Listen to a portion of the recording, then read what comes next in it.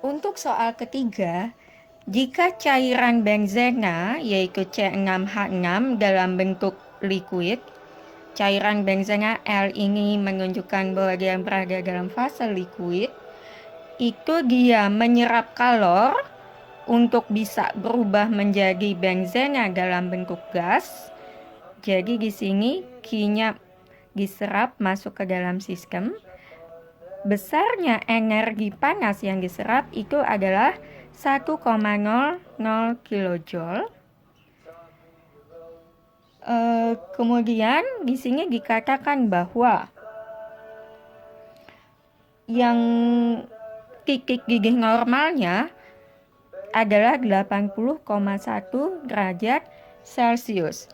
Ingat di situ dikatakan bahwa titik gigih normal, yang berarti ini titik gigih dari benzena pada tekanan atmosfer yaitu sebesar 1 atmosfer.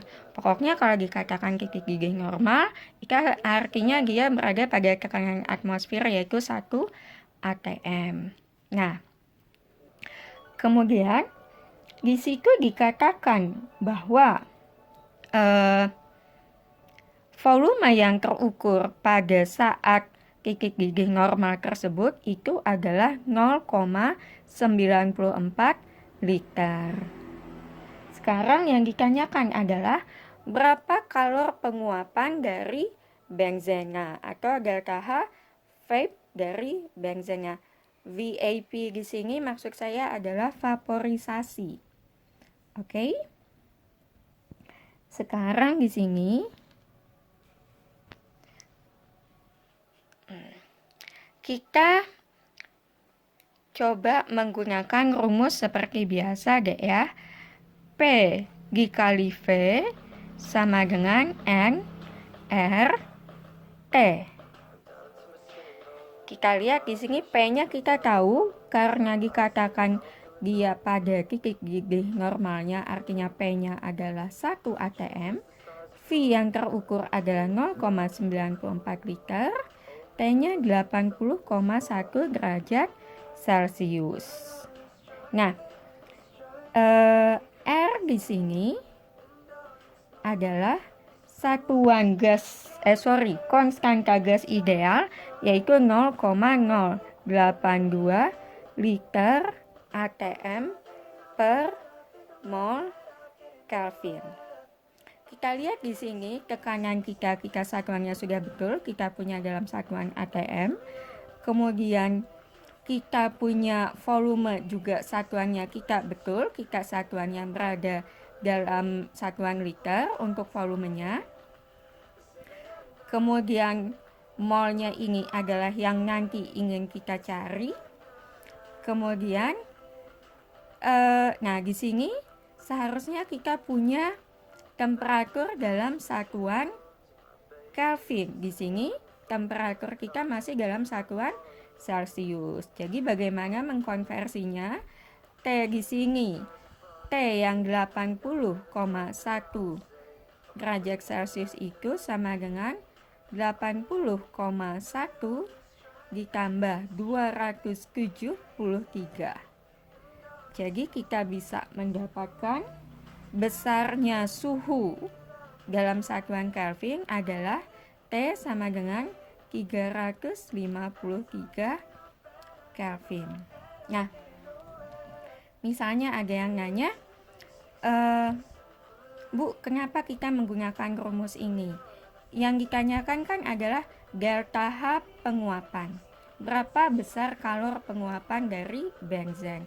Delta H penguapan itu bisa dihitung dengan melihat berapa banyaknya kalor yang terpakai untuk menguapkan sejumlah gas dibagi dengan berapa jumlah mol dari gas yang kita uapkan tersebut.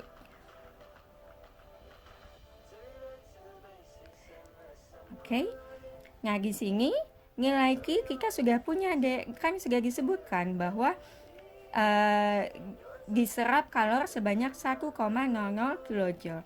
Tapi informasi yang belum kita punya di sini adalah kita cuma tahu bahwa volumenya adalah 0,94 liter. Itu berapa mol tuh? Mungkin ada yang berpikir, oh ya sudah, jadi molnya langsung saya bagi saja.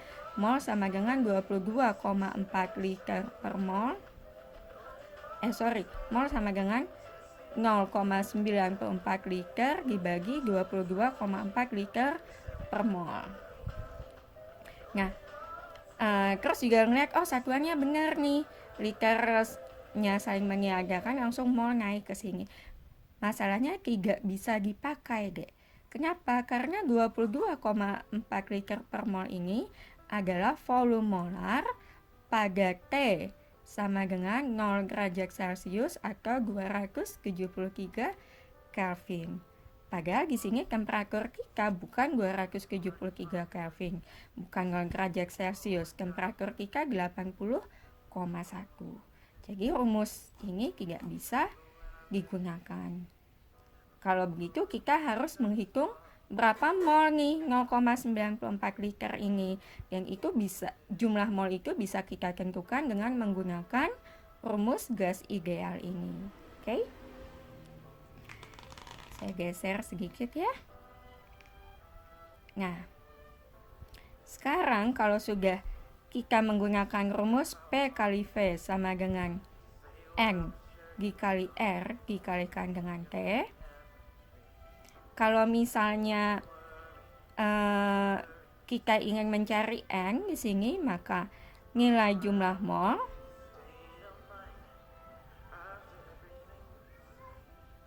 itu adalah yang ingin kita cari di sini.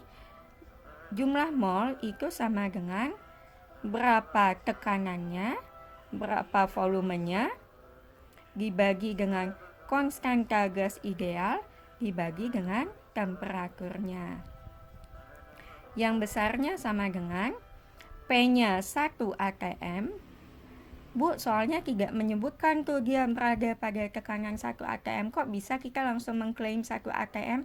Seperti yang sudah disebutkan tadi, dikatakan bahwa T di sini titik didihnya adalah pada titik didih normal, yang berarti pada 1 atm. Oke. Kemudian volumenya, volume ini kita sudah tahu dia terukur 0,94 liter.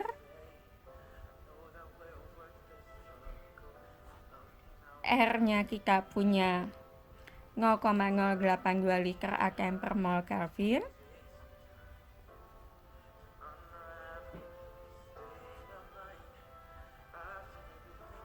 Dikalikan T atau temperatur. T-nya tadi jangan langsung dimasukkan 80,1 deh ya, karena kita pakainya di sini satuannya Kelvin.